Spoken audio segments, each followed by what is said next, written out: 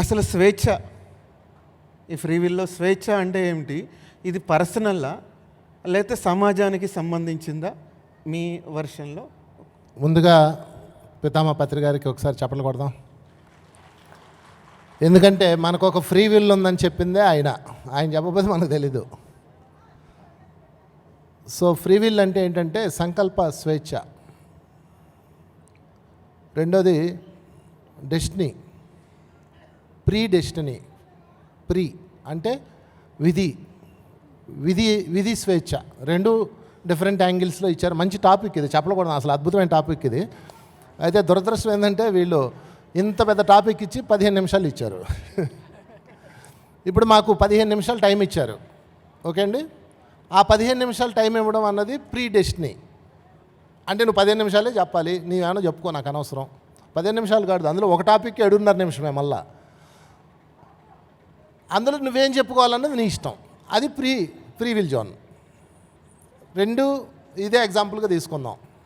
అంటే మనం పూర్ణాత్మ నుంచి ఒక అంశాత్మక విడిపడ్డప్పుడు నీకు ఒక ఫ్రీ విల్ జోన్ ఇవ్వబడుతుంది. నాకు ఫ్రీ విల్ జోన్ ఉంది కదా అని నువ్వు నీకు నచ్చినట్టు చేస్తే మళ్ళా విధి ఎంటర్ అవుతుంది. ఈ రెండు ఎప్పుడు పక్కపక్కనే ఉంటాయి. నీ ఫ్రీ విల్ జోన్ విధి ఆధారంగా ఉంటుంది, విధి యొక్క డిసిషన్ మళ్ళీ ఫ్రీ విల్ జోన్ ఆధారంగా ఉంటుంది. ఈ రెండు ఇంటర్ సైకిల్స్ అనమాట. అందుకని ముందు ఫ్రీ విల్ జోన్ అంటే ఏంటంటే మీకు ఒక స్వేచ్ఛ ఇవ్వబడింది. ఆ స్వేచ్ఛలో మీరు ఎలా ఉంటారో అలా ఉండొచ్చు. మీరు అంటే ఇక్కడ మీరు దేహంగా తీసుకోకండి, ఆత్మ. మీ ఆత్మ భూమి మీదకి వెళ్తుంది.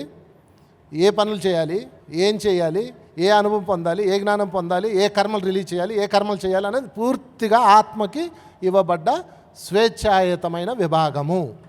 అయితే దాన్ని ఏది చేస్తే ఆ ఫలితం నువ్వే అనుభవించాలన్నది నెక్స్ట్ డెస్టినీ యొక్క నిర్ణయము. అందుకని దాన్ని మనం కంపేర్ చేసుకుంటూ వెళ్ళాలి. సో ఆత్మకు ఒక స్వేచ్ఛ ఇవ్వబడింది. మనందరికీ ఒక డౌట్ వస్తుంది, ఒక రోజుకి 360 కోట్ల ప్రాణులు చనిపోతున్నాయి ఎర్త్ మీద. 360 కోట్ల ప్రాణులు చంపబడుతున్నాయి. ఏమండి అసలు యూనివర్స్ ఎవడైతే ప్రాణులు చంపుతున్నాడో, ఎవడైతే జీవహింస చేస్తున్నాడో వాళ్ళందరినీ లేపేయచ్చు కదా అని మనకు ఒక చిన్న తడతుంటుంది. ఈ పంచాయతీ అంత ఎందుకు, అసలు ఈ ధ్యాన ప్రచారం అంత ఎందుకు, యూనివర్సే వాళ్ళందరినీ క్లోజ్ చేసేయచ్చు కదా, జస్ట్ ఒక మార్క్ చేస్తే అయిపోద్ది కదా అని మనకు అనిపిస్తుంది. అప్పుడు యూనివర్స్ మోనార్క్ అయిపోతుంది. ఇక్కడ మోనార్కిజం ఉండదు, యూనివర్స్కి మోనార్కిజం ఉండదు. నీకు ఒక ఫ్రీ విల్ జోన్ ఇచ్చి, నాయన నువ్వు మంచి చేస్తే ధర్మం చేస్తే ధర్మ ఫలితం, అధర్మం చేస్తే అధర్మ ఫలితం నీకేస్తుంది. ఈ జోన్లోకి ఎంటర్ అయిన తర్వాత ఆత్మ శైశవాత్మగా, బాల్యాత్మగా, యవ్వనాత్మగా, ప్రౌఢాత్మగా, వృద్ధాత్మగా అనేక అనుభవాలు పొందుతూ తనే నేర్చుకుంటుంది. అంటే దీన్ని బట్టి ఏమర్థమైంది? యూనివర్సే ఎవడిని జడ్జి చెయ్యదు. నువ్వు ఏం చేస్తావో అది చెయ్యి, ఏ ఫలితం చేసావో ఆ ఫలితం ఇవ్వబడుతుంది అని చెప్తుంది. కనుక మనం ఏం చేసామో, ఏ ఫలితం వచ్చిందని మనమే చెక్ చేసుకొని దాన్ని అలైన్మెంట్ చేసుకొని ముందుకెళ్ళాలి. అందుకు డు నాట్ జడ్జ్ ఎట్ అంటారు. ఎవరిని జడ్జి చేయొద్దు అని ఎందుకంటారు? ఫ్రీ విల్ జోన్ అనేది యూనివర్స్ ఇచ్చింది. నువ్వు జడ్జి చేయడానికి వీల్లేదు. వాడు ఇప్పుడు జంతువుని చంపుతున్నాడు, నువ్వు జడ్జి చేయడానికి వీల్లేదు. ఎడ్యుకేట్ చేయాలి. నాయన దాన్ని చంపితే అధర్మము, అది బాధ అనిపిస్తుంది అని మనం ఎడ్యుకేట్ చేయాలి. మళ్ళీ వాడి ఫ్రీ విల్ జోన్లోకి నువ్వు వెళ్ళకూడదు. అందుకని మనకి ఇక్కడ జడ్జి చేసే హక్కు లేదు, ఎడ్యుకేట్ చేసే విధానం ఉంది. చెప్పాలి. అందుకే కదా మనం ధ్యాన ప్రచారం చేస్తాం, అందరికీ శాకాహార ప్రచారం చేస్తాం. మాంసం తింటే రోగాలు వస్తాయి, బాధలు వస్తాయి, కష్టాలు వస్తాయి, హింస జరుగుతుందని చెప్తాం. అంతేగాని వీళ్ళందరినీ వేసేయండి, మాంసం కొట్ల వాళ్ళందరినీ చంపేయండి అంటామా? అనం కదా, అనకూడదు కూడా. కనుక మిత్రులారా, ఫ్రీ విల్ జోన్ అనేది చాలా అద్భుతమైంది. అది ఎవరి పరిధిలో వాళ్ళకి ఇవ్వబడుతుంది, ఎవరికి వాళ్ళు ఆత్మ పరిశీలన చేసుకోవాలి. ఇది దీని మీద పాయింట్. రెండోది ఫైనల్ డెస్టినీ అనేది ప్రతి ఒక్కరికి వాళ్ళు ఖచ్చితంగా తెలుసుకోవాలి. మీకు దీని మీద ఒక ఎగ్జాంపుల్ చెప్తా.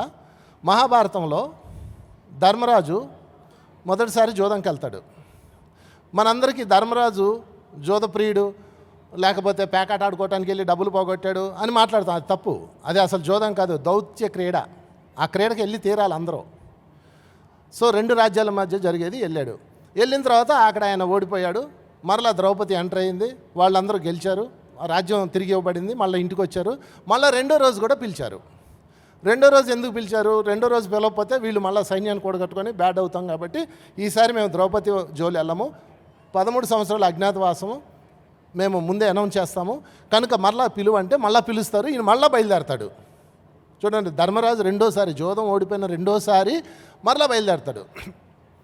అప్పుడు ద్రౌపది మిగతా వాళ్ళందరూ వచ్చి అడుగుతారు, అన్న ఏంటిది, మొన్నే కదా పెద్ద దెబ్బ తగిలి ఏదో విధంగా బయటకు వచ్చావు, మళ్ళీ ఎందుకు ఇదే పని చేస్తున్నావు అంటే అప్పుడు ఆయన చెప్తాడు, నాయన ఇది డెస్టినీ అని చెప్తాడు. మీరు తట్టాబొట్టా సర్దుకొని రెడీగా ఉండండి, నేను వెళ్ళి జోదం ఓడిపోయి వస్తాను, మనం అందరం అడవులకి వెళ్ళిపోవాలి, ఇది ఆల్రెడీ ఫిక్స్డ్ అంటాడు. అది డెస్టినీ.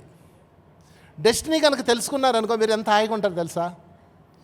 ధర్మరాజుకు ముందే తెలుసు తనకి ఇదంతా విధి రాతనే, ఆయన విధి అంటాడు, ఇదంతా విధి డిజైన్ అంటాడు. విధి డిజైన్ అర్థమైంది అనుకోండి, మనకి ఎటువంటి పగలు ప్రతీకారాలు టెన్షన్లు ఉండవు. ఫ్రీ విల్ జోన్ ఉపయోగించుకొని విధి యొక్క నిర్ణయాన్ని ఆధారంగా మనం ముందుకెళ్తూ ఉంటూ మళ్ళీ ఆ విధి నిర్ణయాన్ని బేస్ చేసుకొని మళ్ళీ ఫ్రీ విల్ జోన్ ఇవ్వబడుతుంది. ఇదంతా ఇంటర్లింక్ అనమాట. ఇది చాలా అద్భుతమైన టాపిక్. ఇది 2 గంటలు అయితే కానీ తేలదాం. సో ఏదేమైనా థ్యాంక్ యూ వెరీ మచ్.